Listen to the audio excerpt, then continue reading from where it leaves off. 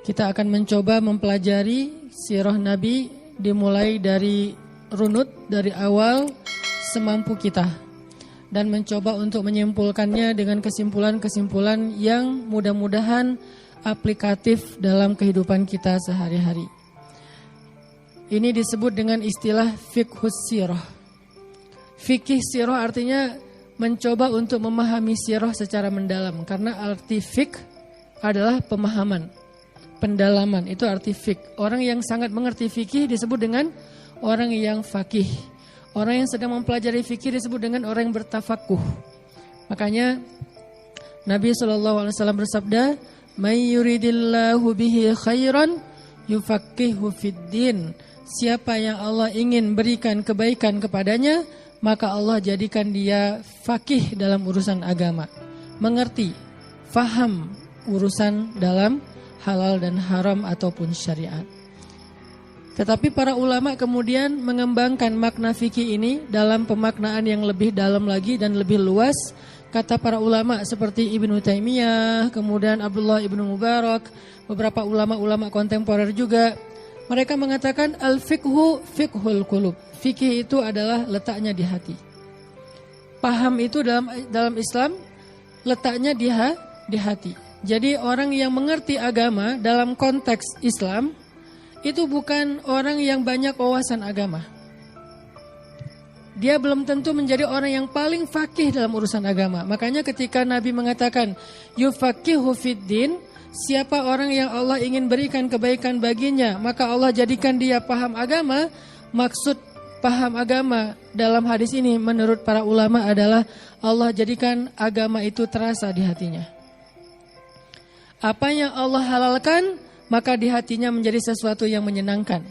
Apa yang Allah haramkan, maka di hatinya menjadi sesuatu yang dia benci. Berarti dia menjadi orang yang paham agama.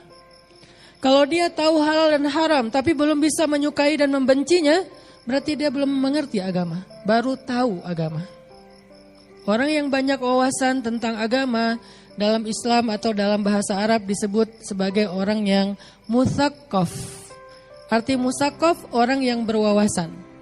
Tapi bukan faqih, bukan alim. Orang yang alim, orang yang faqih, orang yang hakim. Alim itu artinya berilmu, faqih itu orang yang mengerti. Hakim itu orang yang bijaksana dalam agama kita adalah orang yang merasakan semua ilmu itu di sini, di hatinya. Dalam bentuk rasa. Kalau di hati itu bukan dalam bentuk hafalan, bukan dalam bentuk wawasan, bukan dalam bentuk teori, tetapi dalam bentuk rasa. Termasuk diantaranya rasa takut.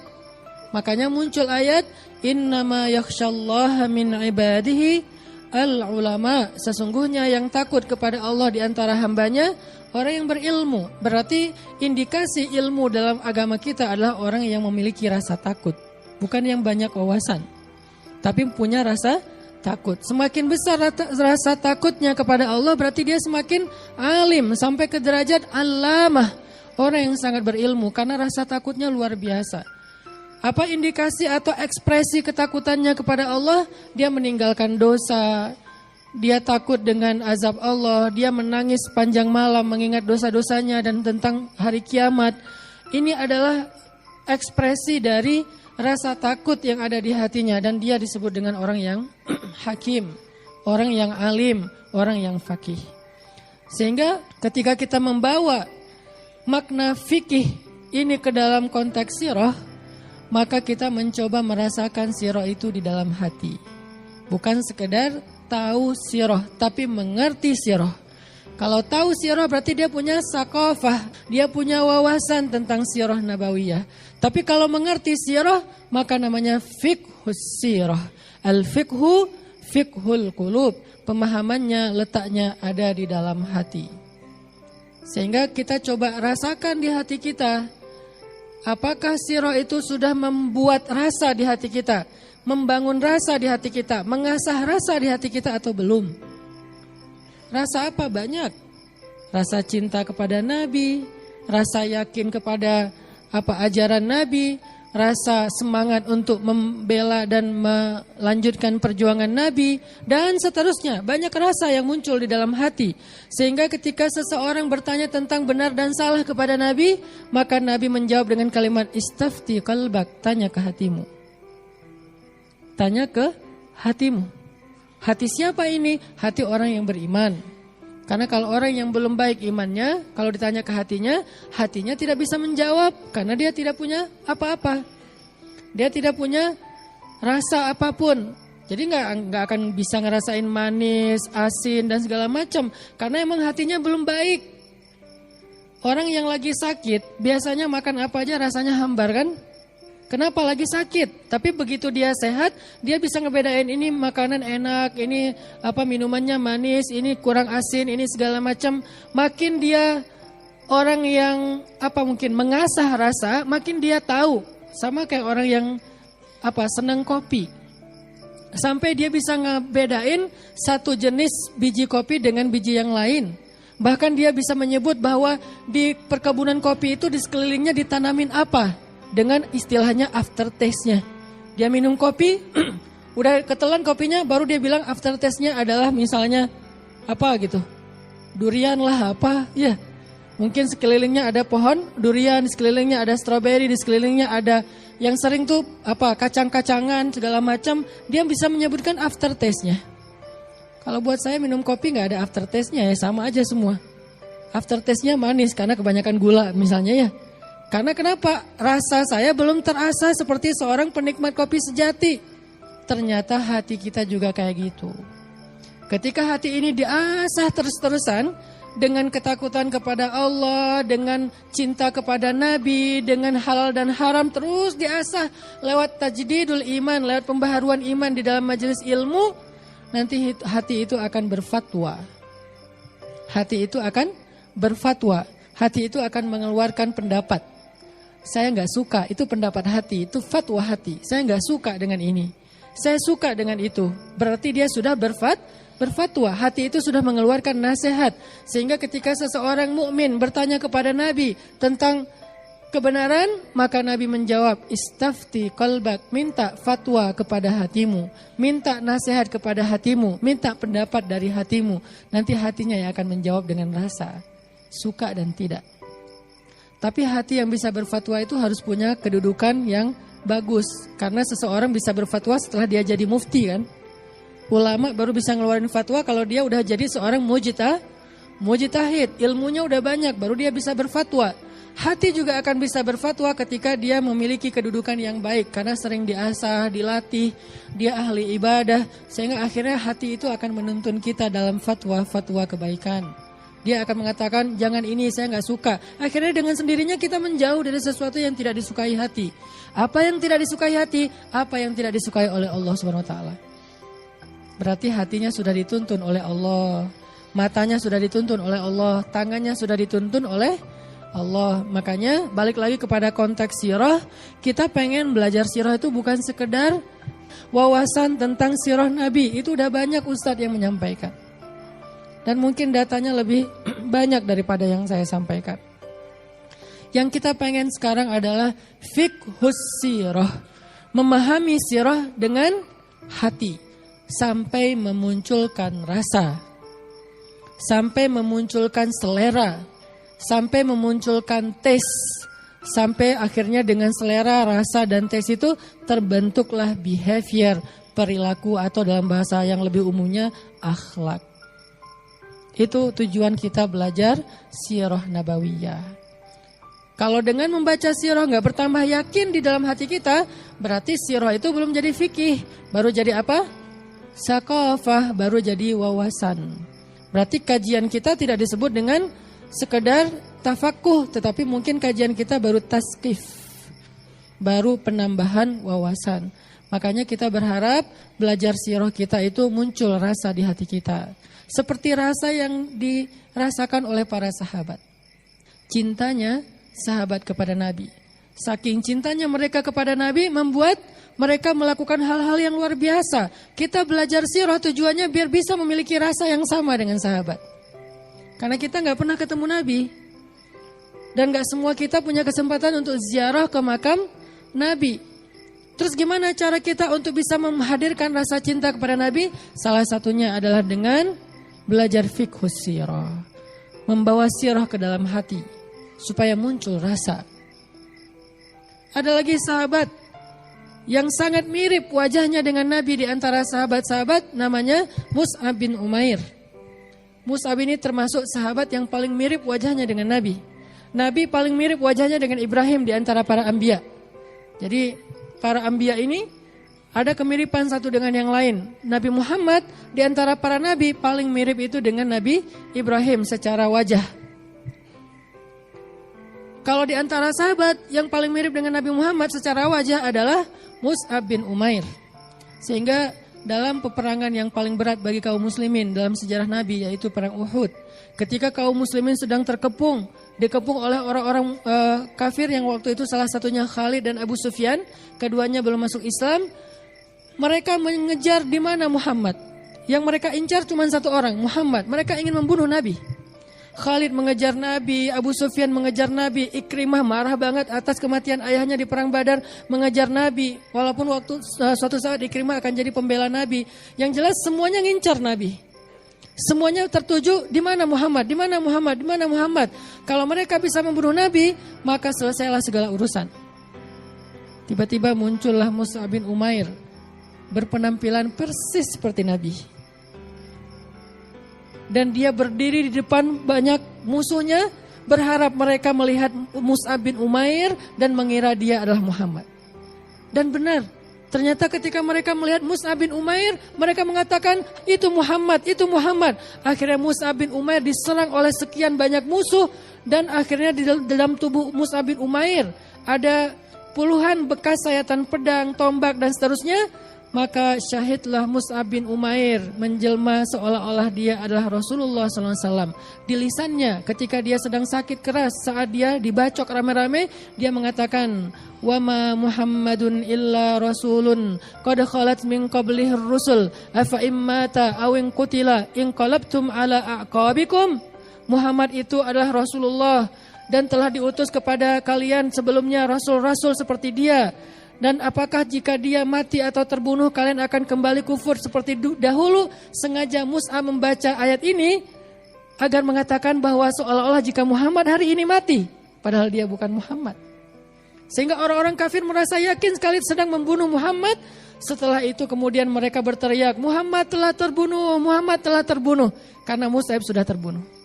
Mus'ab bin Umair, begitu cintanya dia kepada Nabi, sampai rela menggantikan tempat Nabi agar dia menjadi sasaran musuh dan Nabi selamat dalam perang Uhud. Cinta. Ini namanya fikih, punya rasa yang kuat. Abu Bakar As-Siddiq ketika Nabi SAW membacakan ayat di dalam Haji Wada, "Idza jaa nasrullahi wal fath wa ra'aitan nasa yadkhuluna fi dinillahi afwaja." Sebagian riwayat mengatakan al-yauma akmaltu lakum dinakum wa atmamtu alaikum ni'mati. Yang jelas ayat kemenangan. Para sahabat bertakbir, Allahu Akbar, Allahu Akbar. Ayat ini pertanda bahwa Islam sudah dimenangkan oleh Allah. Islam sudah eksis, Islam sudah mendapatkan kejayaan. Mereka semua bertakbir kecuali satu orang, Abu Bakar As-Siddiq yang menangis. Lalu Umar, sahabat dekatnya Abu Bakar bertanya, ya Abu Bakar, malham. Wahai Abu Bakar, kenapa kamu bersedih? Kenapa kamu menangis ketika kami bersenang dan merasa bahwa ini adalah ayat kemenangan? Abu Bakar mengatakan, ayat ini memang ayat kemenangan, tetapi di dalamnya juga ada sebuah pertanda. Apa pertanda wahai Abu Bakar? Kata Abu Bakar, seandainya Islam sudah Allah menangkan, Islam sudah Allah sempurnakan, maka tugas Nabi sudah selesai. Kalau tugas Nabi sudah selesai, itu pertanda sebentar lagi Nabi akan kembali kepada Allah Subhanahu wa taala. Sehingga seluruh para sahabat ikut menangis setelah itu. Kenapa Abu Bakar punya kepekaan yang luar biasa? Karena dia cinta sama Nabi. Fikih, punya rasa cinta. Dalam kisah yang lain di dalam Gua Thur, dan kita tahu ceritanya, ketika Nabi dan Abu Bakar bersembunyi di dalam Gua Thur, dikejar-kejar oleh orang-orang kafir Quraisy sebelum mereka berhijrah. Waktu itu Nabi sudah lelah dan kemudian Nabi tertidur di dalam Gua Thur di sebelah Abu Bakar. Abu Bakar dalam keadaan gelisah menjaga Nabi, jangan sampai Nabi tersakiti, jangan sampai Nabi kemudian dibunuh, jangan sampai Nabi terancam. Dalam kondisi seperti itu tiba-tiba Abu Bakar melihat di dalam Gua Sur itu banyak lubang. Ditutupin satu persatu lubangnya oleh Abu Bakar. Kenapa? Takut keluar binatang-binatang yang akan menyakiti Nabi. Ditutupin semuanya. Tapi Abu Bakar lupa ada satu lubang lagi di bawah tempat duduknya yang belum dia tutup, dan tiba-tiba dari lubang itu keluarlah seekor ular. Ular berbisa, berwarna hitam, keluar dari lubang itu. Ketika melihat ada ular berwarna hitam berbisa keluar dari lubang itu, langsung sama Abu Bakar lubangnya ditutup dengan tangannya. Gak sempat berpikir, karena dia takut ketika dia sedang nyari-nyari batu untuk menutupi lubang, ular itu sudah keluar dan akan menyengat Nabi. Daripada Nabi disengat, maka dia tutuplah lubang itu dengan tangannya. Abu Bakar As-Siddiq tidak berpikir panjang dan dia tahu resikonya. Ketika ditutup dengan tangannya, ular ini menyengat tangannya Abu Bakar sehingga Abu Bakar tersengat. Tangannya menjadi biru, kehitam-hitaman. Ditahan sama Abu Bakar, nggak dilepaskan. Terus ular itu terus menggigit Abu Bakar dan Abu Bakar tidak mau melepaskan tangannya dari lubang tersebut. Sampai kemudian saking nggak tahannya lagi, Abu Bakar mengeluarkan air mata. Abu Bakar tidak mau berteriak, takut Nabi bangun, takut Nabi terjaga, takut Nabi kaget. Sehingga Abu Bakar menahan rasa sakitnya dan tidak bersuara, tapi karena saking sakitnya air mata Abu Bakar keluar. Abu Bakar keluar air matanya jatuh tepat di pipinya Nabi. Nabi bangkit dari tidurnya sadar, melihat Abu Bakar wajahnya sudah merah, tangannya sudah kehitam-hitaman. Nabi bertanya, "Ya Abu Bakar, apa yang terjadi? Apa yang terjadi?" Abu Bakar sambil tetap menutup lubang itu mengatakan, "Ya Rasulullah, ada ular di dalam ini dan aku takut menyengatmu, maka aku tutup dengan tanganku. Istirahatlah ya Rasulullah, istirahatlah." Rasulullah kemudian mengambil tangan Abu Bakar. Kemudian dengan nama Allah Nabi mengusap tangan itu dan menjadi sembuh. Tetapi Abu Bakar tidak pernah mengira suatu saat dia akan mendapatkan mukjizat itu. Kalau mengira nanti juga akan sembuh diusap sama Nabi, mungkin gak ada pengorbanan ya. Kalau kita masih berpikir ada Nabi bentar lagi dapat mukjizat. Enggak, Abu Bakar tidak pernah mengira itu. Mungkin dia bisa aja mati dengan kondisi seperti itu. Tapi inilah pengorbanan. Muncul rasa yang luar biasa. Setelah kejadian itu, Nabi dan Abu Bakar melakukan perjalanan hijrah. Sepanjang perjalanan, Abu Bakar jadi orang yang paling gelisah terhadap keselamatan Nabi. Kadang dia berjalan di depan Nabi, kadang di belakang Nabi, kadang di sisi kanan Nabi, kadang di sisi kiri Nabi. Terus muter. Nabi bertanya, "Ya Abu Bakar, kenapa kamu sekali kanan, kiri, belakang, depan? Apa yang kamu lakukan ya Abu Bakar?" "Ya Rasulullah, saya takut terhadap musuh-musuh yang ingin mencelakaimu ya Rasul. Ketika saya berada di depanmu, saya berharap ketika musuh memanahmu dari depan, biar saya yang kena panah, jangan engkau ya Rasul. Tapi ketika saya berada di depan, saya khawatir ada musuh di belakang, maka saya lari ke belakang. Ketika saya di belakang, saya merasa khawatir ada musuh di sisi kanan, saya ke kanan, saya ke kiri. Karena saya selalu berharap seandainya ada musuh yang menyerangmu, biarlah saya yang kena, jangan engkau ya Rasul." Pengorbanan yang luar biasa. Masih banyak lagi cerita-cerita sahabat yang habis-habisan untuk Nabi, termasuk ada seorang perempuan namanya Ummu Umarah. Julukannya Hamra'ul Asad. Kenapa dikasih julukan Hamra'ul Asad yang artinya singa merah? Karena seluruh tubuhnya berdarah. Kenapa disebut singa? Karena dia pejuang mujahidah prajurit Nabi dalam perang Uhud yang di tubuhnya ada 36 bekas bacokan pedang, tombak dan panah. Dibacok sampai 36 bacokan di tubuhnya. Kenapa? Dia menyerahkan tubuhnya untuk jadi tamengnya Nabi SAW bersama Abu Bakar berdua. Ketika Nabi tinggal sendiri di tengah-tengah musuh dan kaum muslimin sudah mundur di perang Uhud, maka Ummu Umarah bersama Abu Bakar melihat Nabi sendiri tidak ada yang melindungi, langsung berdua terjun menjadikan tubuh mereka berdua sebagai tameng Nabi, sehingga luka mereka sama-sama memiliki luka yang sangat banyak di tubuhnya. Ummu Umarah. Ketika selesai perang Uhud, kaum muslimin sedang dirawat di beberapa tenda. Ada tenda laki-laki, ada tenda perempuan. Nabi juga waktu itu kan ada bekas luka di kening beliau, kemudian geraham beliau juga kena tombak. Nabi juga luka-luka, bukan enak-enakan saja. Nabi memeriksa pasukan Islam di tenda laki-laki. Di antara mereka ada yang terluka, ada yang sudah syahid seperti Hamzah, Mus'ab yang syuhada. Setelah selesai memeriksa pasukan laki-laki, Nabi pergi ke pasukan perempuan, ke tenda perempuan. Ketika Nabi pergi ke tenda perempuan, Nabi memberi salam, "Assalamualaikunna." Keselamatan bagi kalian wahai perempuan. Di dalam tenda itu Ummu Umarah sedang dirawat dengan 36 bekas luka. Berdarah seluruh tubuhnya. Banyak luka-luka sayatan pedang itu yang belum dijahit, menganga, terbelah kulit atau dagingnya. Dalam kondisi sedang luka parah, Ummu Umarah setengah sadar, setengah pingsan, mendengar Nabi memberi salam, Assalamualaikum. Keselamatan bagi kalian. Ummu Umarah seperti orang yang tiba-tiba sehat langsung berdiri menjawab salam, Waalaikumsalam ya Rasulullah. Masuklah ya Rasulullah, masuklah. Ummu Umarah menutup badannya supaya menutup aurat. Nabi masuk. Lalu Nabi bertanya kepada Ummu Umarah, bagaimana keadaanmu hai Ummu Umarah? Karena masih banyak bekas, terlihat darah, tapi lukanya ditutup sama Ummu Umarah, termasuk di wajahnya. Bagaimana keadaanmu hai Ummu Umarah? Bagaimana keadaanmu hai Ummu Umarah? Ummu Umarah tersenyum mengatakan, saya sehat ya Rasulullah selama engkau sehat. Padahal luka-lukanya belum dijahit, masih banyak yang masih menganga. Tapi dia tersenyum mengatakan, saya sehat ya Rasulullah, jangan khawatirkan saya. Bagaimana Rasul? Bagaimana Rasul? Saya enggak apa-apa ya Rasulullah. Kemudian Rasul memanggilnya dengan panggilan Hamraul Asad, perempuan yang dijuluki dengan singa yang berwarna merah. Cinta. Sehingga pengorbanan mereka, pembelaan mereka kepada Nabi itu luar biasa. Ini namanya fikih. Al-fiqhu fiqhul qulub. Kita pengen belajar punya rasa itu di dalam hati kita tentang Rasulullah dengan mempelajari sirah nabawiyah.